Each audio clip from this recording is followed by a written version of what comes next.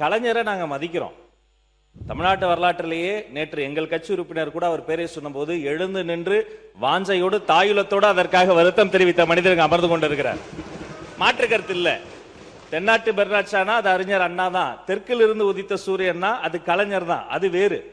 ஆனா அதே சமயம் இங்க பேசும்போது அந்த டேபிள் செஞ்சது நாங்க தான், மைக்கு செஞ்சது நாங்க தான், சேர் செஞ்சது நாங்க தான், இது மக்கள் வரிப்படத்தில் செய்யப்பட்டது தமிழ்நாடு அரசால் என்பதை சுட்டி காட்டுகிறார்.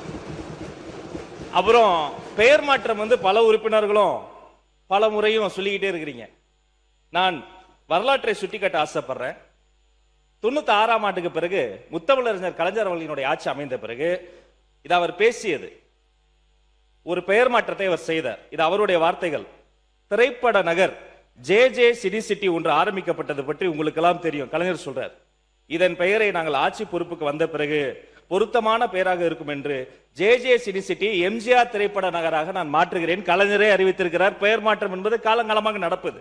அது மட்டுமல்ல, அம்மா பசுமை வீடு கலைஞர் கனவு இல்லமாக மாறுகிறது. அம்மா மருந்தகம் முதல்வர் மருந்தகமும் மாறி இருக்கிறது. அம்மா மினி கிளினிக் முதல்வர் கிளினிக்காக மாறி இருக்கிறது. ஆனா இங்க நான் 10 இடத்திற்கு போயாவது செல்வம் சேர்த்து வருவேன், நீ படிக்கின்ற வேலையை மட்டும் பாரு என்று தமிழ்நாட்டின் கல்வி கண்ணை திறந்தவர் கொள்கை தலைவர் கர்ம வீரர் காமராசர் அவர்களின் பெயர் தான்.